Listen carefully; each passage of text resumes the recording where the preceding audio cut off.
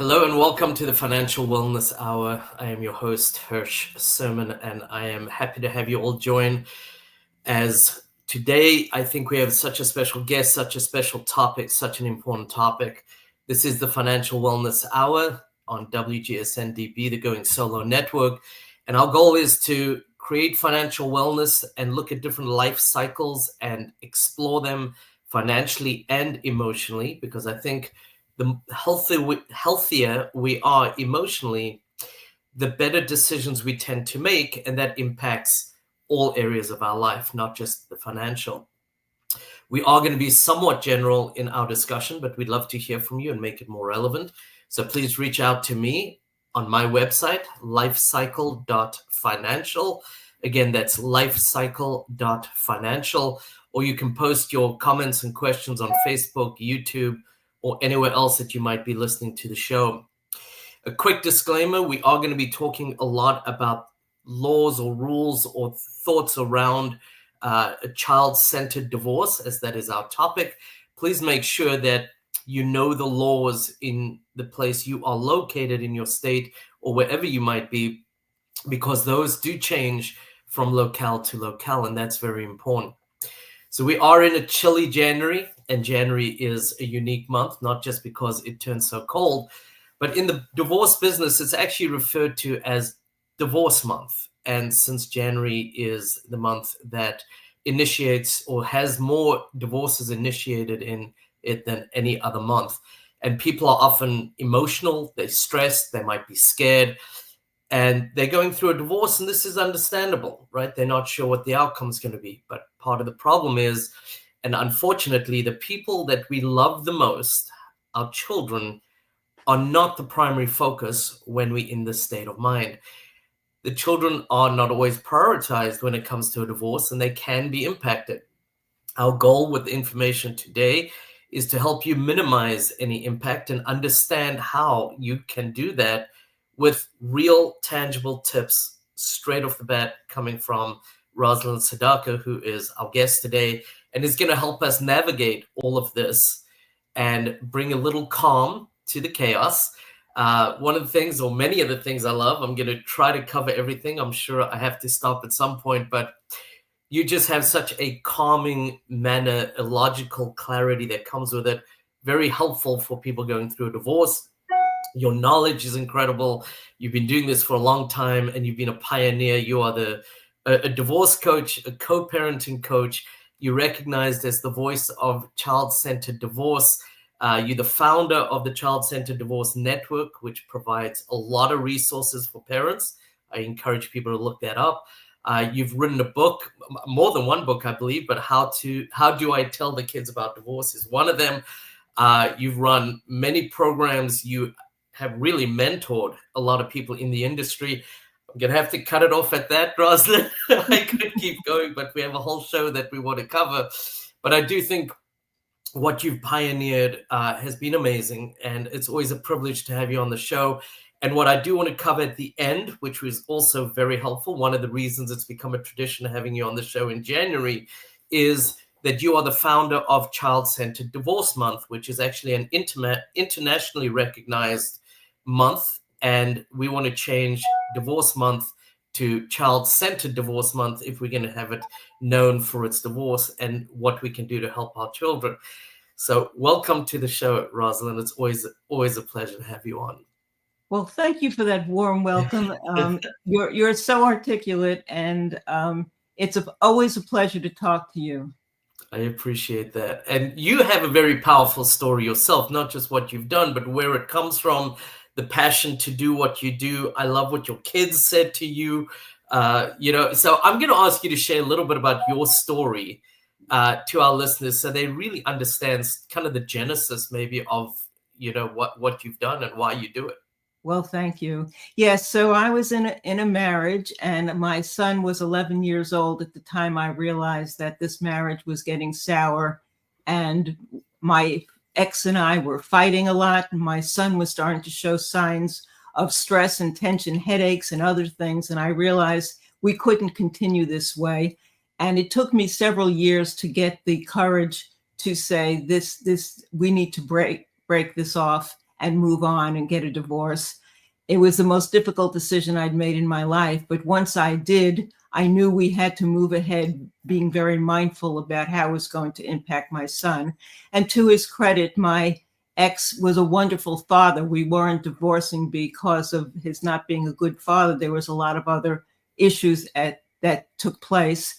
And so we moved into getting the divorce and learning how to co-parent, because way back when we did this, there wasn't the support and the information and the resources available. So we had to learn how to communicate, reduce the conflict, and do the best for my son, and raised him to an adult. And one day when my son was in his early 20s, he came to me out of the blue and he said, "You know, Ma, you and Daddy really did a good job with the divorce. And I wanted to thank you, because most of my friends whose parents divorced either hate their parents or are very angry at them. And I thought you and Daddy really did a good job." And I was just caught off guard. I was so surprised and let out such a sigh of relief, because you feel very guilty as a parent putting your child through anything like this. And I realized at that point that I had learned so much about what to do and what not to do, and how to avoid a lot of stress and conflict, and make this what I ultimately started calling a child-centered divorce, that I went ahead and founded the Child-Centered Divorce Network, became a divorce and co-parenting coach. And because my background was in writing, I started putting together several books and courses and programs over the years on how to do this, so that people who couldn't afford one-on-one coaching service could get access to lots of resources and support. And I've been doing one-on-one coaching internationally now for close to 20 years. Wow. So it's my passion, and it's something I'm very proud of. Well, it's something you're very good at as well. And as you said, this was way before there were really, people going through a divorce now. There's a lot of resources for them. There's divorce coaches. There's people like myself on the finance side who are certified divorce financial analysts. There's real estate. There's everything really when you think about it. Way back 20 years ago, when you're talking about 20 years ago or more, there was nothing. There was an attorney, there was a traditional role, and that's it. And you really, as I said, pioneered something that now has been so invaluable. And traditionally, attorneys always kept it to, close to the chest. They wanted everything, but they've brought parenting coaches and divorce coaches into the mix in a very different way of late, which I think is wonderful, to really be able to find the right professional for the right task. Yes. I think that's very, very important. And I think, talking about what your son said, that you guys did it right. If you ask anyone, taking care of our children is going to be at the top of the list, right? Why wouldn't they? They're the people we love more endearing to us than anyone else. We want them to come through a divorce with as few kind of adverse impacts as possible. Yes. And being mindful of this is important. I'm going to ask you to share a little bit more about what is a child-centered divorce and how it helps the children in this way. So what you said is so true, but what happens when you're suddenly dealing with the drama, the stress, the complexity of breaking off a marriage and moving on, and the real estate and the finances and the emotional hurt and pain and all of those things, children fall through the cracks very often. Parents don't mean to, and we all pay lip service to caring about the well-being, the best interest of our children, but it doesn't happen. We all know people who've had what I call terrible divorces, and where the children are angry and frustrated. And there are adult children of divorce who you hear on interviews talking about it and venting decades and decades later. So the pain is real. And what happens is that the parents stop thinking about how the children are reacting or going to react to the decisions they make. And so my focus is on giving parents insights about the outcome of every decision they make.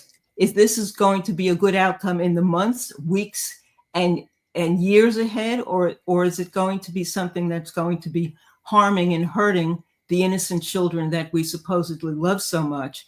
And fortunately, if parents get the right information early enough on, they can change the decisions. They could say, well, my friend and my cousin told me you always have to do this. No, you don't always have to do that. That doesn't mean it's right just because someone you know did it that way. And what I focus on is a child-centered divorce. If we put the children first and foremost in making our decisions, then we can have a situation that is more serene, filled with less conflict, that moves smoother, less costly, easier, and where the children's lives aren't being torn apart. The children can have a much easier transition into the divorce, the post-divorce, and the long-term afterwards, as well as the parents. It isn't necessarily more difficult. It's usually easier. It's just that parents don't get this information early enough on. So my focus is on catching them as early on as possible before they've made decisions, even before they have legal consults to talk to, because what I'm dealing with is the emotional and psychological impact of divorce. And I work with attorneys and mediators and others, and I have a directory on my website of what I call the good guy attorneys and mediators who are child-centered, because divorce should not be a battle where there's a winner and a loser. When you have a family, especially with children, there should not be a winner and a loser. There should be as much equanimity and peace and harmony and cooperation as possible. And that's always going to be in the best interest of the children. And I'm going to ask you quickly so that people have it now that they heard it. What is the website they can get that listing? Oh, yes. Yes. So my website is childcentereddivorce.com. And I have tons of information and videos and resources and lots of free access to programs and courses and interviews, so that everything a parent needs to know before, during, and long after divorce is all at childcentereddivorce.com. And I recommend there is a tremendous amount of information there. I think a couple things that I want to just reiterate and stress. It helps you be a little bit more deliberate as you go through your divorce, which is very, very important. I'm a big proponent of the planning, of understanding your priorities, obviously children being one of the big ones, and being able to go through this in a more deliberate way. I think by doing this, you're also learning skills sometimes that you can go way beyond the divorce, which I think is a very important thing. And the other thing I want to stress that I think often is forgotten is we get out on the internet and access to so much information, and it's so easy to read it. But we do need to understand that this is our divorce, and it's very unique. So take the information, learn what you can, but understand your situation is very different. So your sister, your cousin, your whomever said this is what you have to do may not always apply. Just kind of like I said at the beginning, the child laws around child support and things like that are not always the same state to state. That's something that you need to keep in mind, I think is very important. And there are a lot of considerations to think about when you go through and when you're contemplating even a divorce. Generally children sense something's going wrong. The marriage has tension in it. Sometimes they even believe they might even be the cause. And that's something we absolutely want to avoid. And that's difficult for a child to carry. So I'm going to ask, what are maybe some things that are important for a parent to know, to understand before breaking the news that they are getting divorced? Yes, thank you for asking that question. It's so vitally important. So number one, all divorce professionals and mental health professionals agree that conflict harms and hurts children and changes who they are. Exposure to conflict. So no matter whether you're divorcing or just in a marriage where there's conflict, children are hurt by having both parents yelling and screaming or not speaking to each other. The tension is harmful for children because children innately love both parents and they want to fix things. And no child can fix your toxic relationship. We can't fix it ourselves. That's why we reach out for help. We can't let our children expect to do that, but it hurts them. So you want to keep your children away from anger and tension and conflict. And that includes the eye rolling and the snark little statements and comments and your body language and talking on the phone to your friend and saying something nasty about the other parent, because kids pick up on all of that. You also want to make sure that you never badmouth the other parent. You may feel very justified in being angry at that parent and want the kids to know, if it wasn't for your dad's affair, if it wasn't for mom's alcoholism, we wouldn't be getting this divorce. It's very tempting to do that. But as soon as you share adult information with children, they can't unlearn that. And it moves them out of childhood into an adult state. So it changes who they are for life. And it puts them in a position that they're helpless to help, and they want to. So we don't share adult information with children. We explain to them that this is between your two parents, and this is something that we're having trouble dealing with. And so we're getting some help, and we're going to make some decisions that are going to smooth life out for everyone. And that maybe means living in two different houses and changing houses and whatever the differences are that are going to occur. But we do it as parents.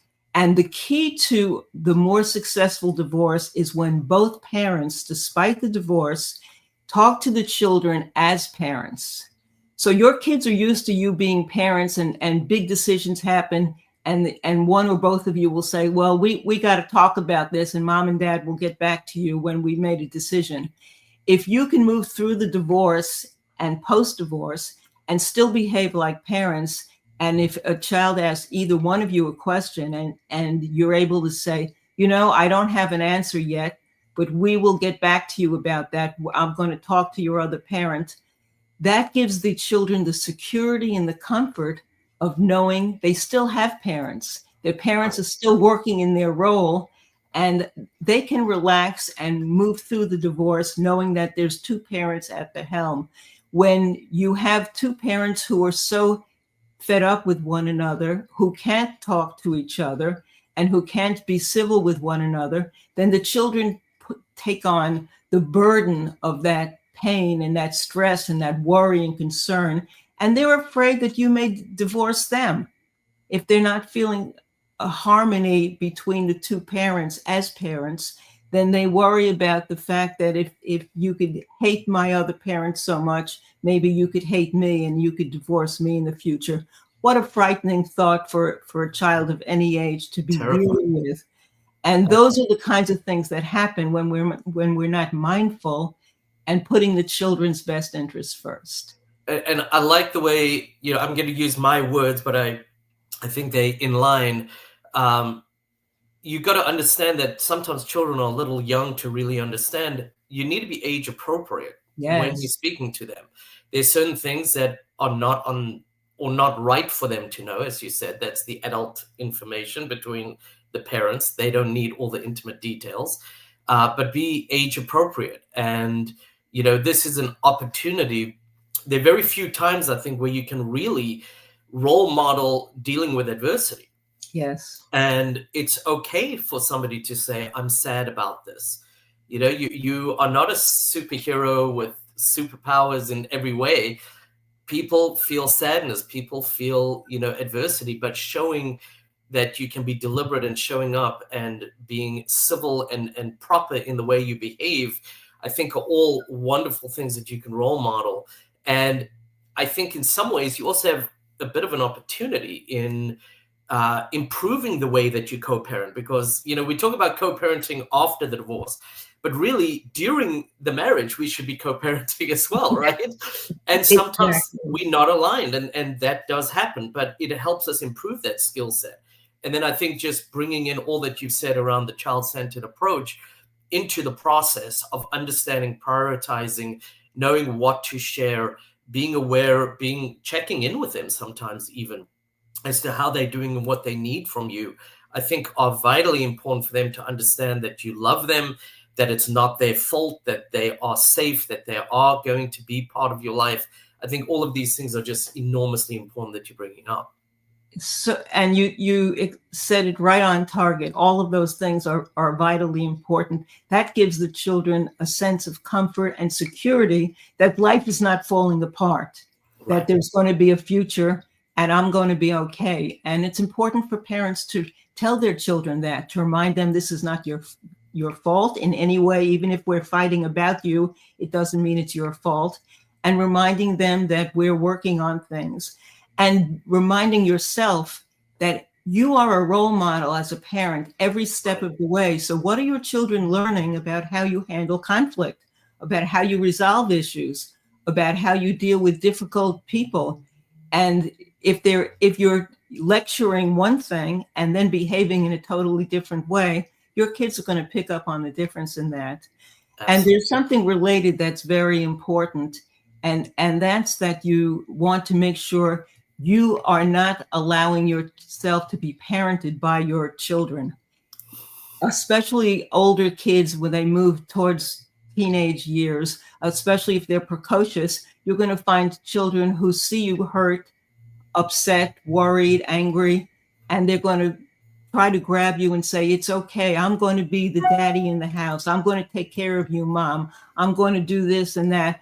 Well-meaning children who love you and are showing their attention, but it's not their role to be parenting you. And once you allow them to parent you, again, you rob them of their childhood. They're no longer children worrying about little children things. They're little adults moving into an adult world, and they could never unhear the information and undo that. And suddenly they've literally lost their childhood innocence.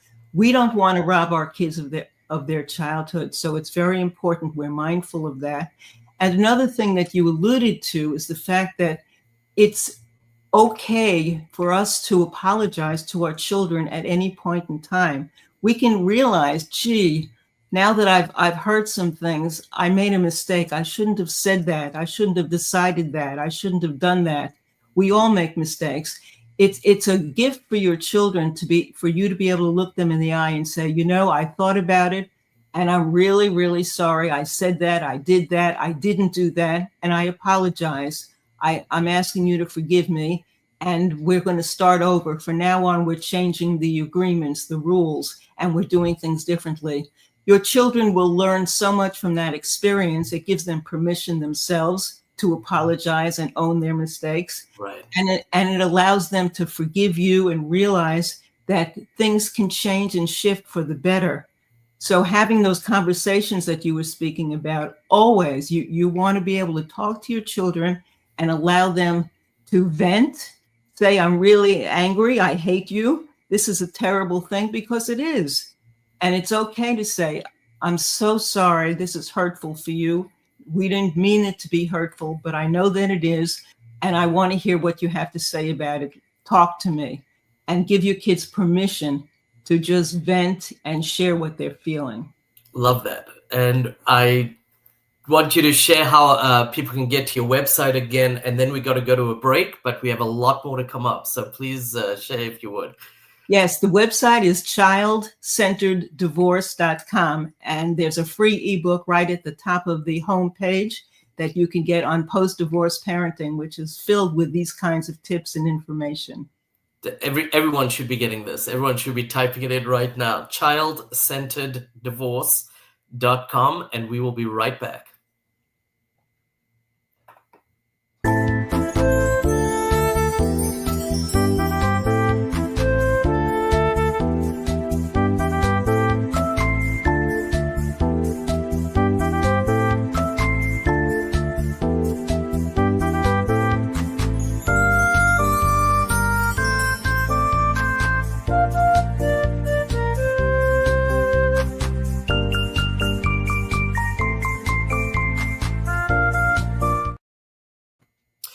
Hello and welcome back to WGSN-DB, the Going Solo Network. I am Hirsch Serman, your host for the Financial Wellness Hour. And our guest today is Rosalind Sedacca. You can reach me, by the way, on my website, lifecycle.financial. That's lifecycle.financial. And you can reach Rosalind through childcentereddivorce.com. Today's topic is really, how do we focus on our kids, a child-centered divorce, and make sure that they understand they are loved, they are a priority, and that you're being deliberate. And what are some of the tips and tricks in how to be deliberate in this? I am going to quickly recap some. There's no way I got it all, but I'm going to recap some of the things we spoke about. You shared your story, and you I love your story. I've heard it now over the last, I don't know, 4 or 5 years, a few times because of being on the show. But the way that your son actually came through to you and said thank you for the way that you went through your divorce, I think is just enormously powerful. We touched on knowing the laws. You shared about the child-centered divorce, keeping them a priority, having the conversations, role modeling. What else did we talk about? Learning new skills, because we have to now co-parent in a very different way than we have before. We spoke about needing to understand certain things before breaking the news. What do our children need, and what they wish we knew beforehand. Remember, your situation is very unique. And I think one of the things that you brought up, again, I mean, many things, but one of the things that really I loved is that children cannot unlearn things. Once they see your actions, once they hear your words, they cannot unlearn it. And that, I heard something a few years ago. It said, words are cheap, but very expensive. And I think that relates very strongly to what you said. So now that we're in this situation, now that we know we're going to learn this new skill called co-parenting, I'm going to ask, do you have some tips on how to improve co-parenting with the co-parent and make it successful? Yes. And that's about, with our children, we want to put ourselves in their shoes when we're talking to them about the divorce and be very age appropriate and look at the world as a 5-year-old or a 10-year-old as a 15-year-old, because it's totally different. And it's the same thing with our ex. We want to put ourselves in their shoes and how are they feeling? Were they the person, or were you the person who initiated the divorce? The emotional experience is vastly different between the two. And is there anger and resentment, or is this more of a financial worry, or is this a real conflict of values and parenting? All of those things are factors that are going to play a part in your communication levels. One tip that always works is try to catch your ex doing something right. It's so common in co-parenting when you have conversations, either phone conversations or text or emails, for you to immediately say, you forgot to do this. I asked you to pick up that. Johnny needs this. And we get into a barrage of all the things that the other person did wrong. And we've been touting them up and counting them all week until we speak again. And how does that make the person feel? Try not to put your ex on the defensive and really pick your battles so that you could overlook a lot of things. You don't have to be micromanaging everything going on in the other house, and catch your ex doing something right and say, thank you for picking up Johnny an hour later on Friday. That I had a meeting and I had so many other things going on, and this was just a mess. When you do each other favors, you're inevitably going to need favors from one another, because life doesn't work like a parenting plan and a desk planner. And so things get in the way. It's wonderful to be able to say, I have a terrible schedule. I can't do this weekend. Can we swap weekends and trade off, or trade off Tuesday afternoon, or whatever the situation is? Do favors for one another. Be there for one another.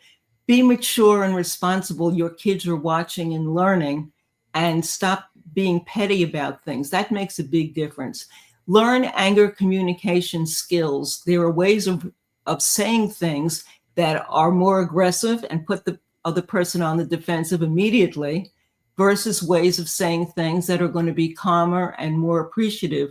And just stop the finger pointing and try to use I language. So when you're starting the conversations, instead of saying you always, which immediately has a connotation of disrespect, it's so much easier to say, I'm worried about Susie, and can we talk about this?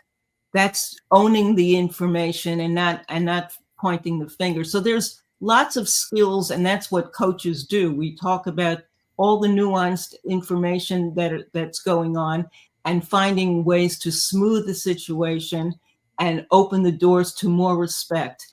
And never, ever be so selfish that your children, adult children growing up, or even while they're in childhood, have to be worried or concerned or stressed about the two of you being at a birthday party or a graduation or a wedding, and they can't stay in the same room for 3 hours. and behave yourselves. Shame on parents who do that. Your children deserve better than that, and you're supposed to be adults. So there are ways that you could be more mindful, and there are ways that you could be more aggressive and immature and hurtful to your children. And again, if you put yourself in your child's shoes and in your ex's shoes, you're less likely to make the faux pas that are going to create more stress, conflict, and hatred, and create a toxic relationship long term. And remember, the divorce is just the very beginning of the situation. You are going to be a co-parent for the rest of your life.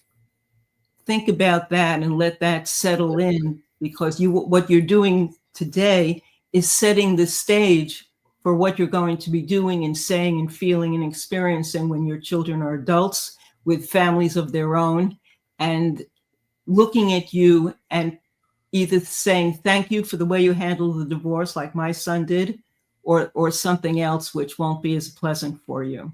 I love that. I say to all of my clients that this is not the last chapter in this part of your life. It's really the first chapter in the rest of your life. The way you set this up really talks to what's going to happen going forward.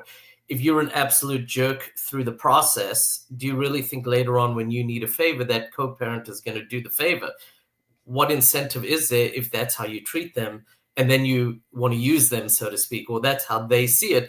And again, that comes back to you saying, put yourself in their shoes. If all you do is a barrage of insults or whatever it is, and then all of a sudden you need a favor, that feels like I'm being used, or put yourself in the kid's situation and think about it. My kids, I don't know, 14, 15 years old, 2 or 3 years from now, they might be graduating high school. What's it going to be like for them having both parents in the room, or they get engaged, or they get married and it's at a wedding? And are they enjoying their moment of the wedding? Are they thinking, oh my gosh, where's my mom? Where's my dad? What's going on? That's not how you want them to be living their life. So I love everything that you said, because I think there is so much, and we can be angry often going through it. It's very possible that we stress and we're angry, and there's a lot of things that can be, but reacting in a negative way is not going to change the situation. It may change it, if it does, to the worse, not for the better. And so the goal really is, we want to make our lives better. We want to make our children's lives better. And the way to do that is through our behavior, not through our words, I think. I do want to leave a few minutes. We have Child-Centered Divorce Month is January. We are about 2/3 way through it, but I know that you have a website, a whole endeavor around gifts, resources, things that people can learn. So I'm going to kind of hand it over to you for about 3-4 minutes, and then we're going to wrap up the show and go from there. But I just think there's so much going on that you can help people with through this initiative. Well, thank you, Hirsch. Yes, January is International Child-Centered Divorce Month, and we have a special website that I put up only in January, and it's filled with free gifts and resources from divorce experts around the world. And all you have to do is go to one website, enter your email address, and when you click, you get taken to the page that has all the gifts, and you could just go down the row and click on as many of those free gifts. And the gifts are ebooks and e-courses and free coaching and video programs and various other things, that tip sheets. They all have great value. They're all from child-centered caring professionals, and they provide insights, information, tips, resources, tools, guidance, so much help. And you can go back again and again to the same website all through the month. And so that website is divorcedparentsupport.com. That's divorced with an ED, divorcedparentsupport.com. And just enter your email address, click, and you'll get to the page and take advantage of all the wonderful gifts. The focus of all the work of all these professionals is helping you move through before the divorce, during the divorce, and long, long after the divorce, into dating after divorce and blended families and all of those other things that are part of the equation that I work on in my own practice. Those are the things. There's no end side to working on divorce coaching, because this is a lifelong experience, and I'm there for clients every step of the way. And I will say, often going through a divorce, people are concerned about finances. That's one of the beautiful things about this, is it costs you nothing but a little bit of time, but the dividends that it's going to pay off are significant. So please, again, go to divorcedparentsupport.com, and there are tremendous resources there as well. I'm going to give, again, if you would, also go to Rosalind's website, because there are different and good resources there as well. Year-round, child-centereddivorce.com. So please, that's another one. Any thoughts, any kind of last quick takeaway that you want parents to remember? Yes.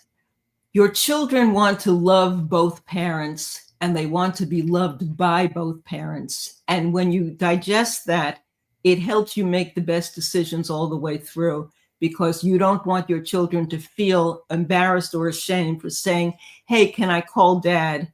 Hey, I want to spend some time with mom, even though it's my time in your house. Those kinds of things. They want you to feel okay about letting them love both parents and accept the fact that both parents want to love them. And when that happens, the children are so much less stressed, and they get through the divorce experience in a much simpler, smoother way. It's up to us to set the stage for that experience, and happily, we can do that.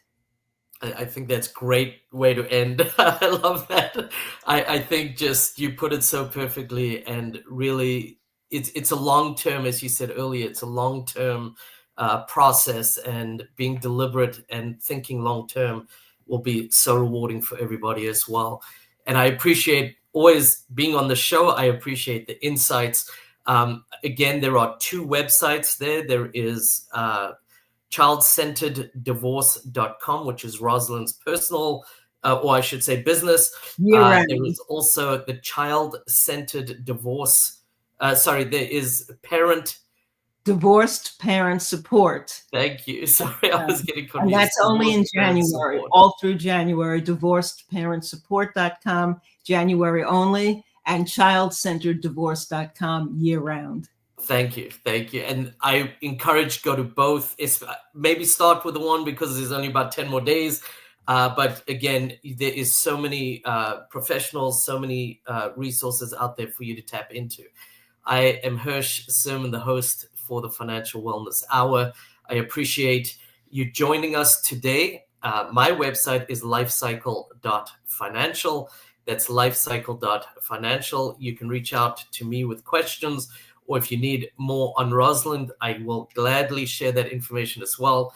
Thank you, CC Schatz, my producer, for making all this happen and make it so easy to have an amazing conversation with so much information. I look forward to you joining us in about 2 weeks at my next show. Stay warm. It's been really cold lately. I know, Rosalind, you're in Florida, so maybe not as much, but the rest of the country, I hope everybody is safe and warm, and we will see you soon. Have a great day.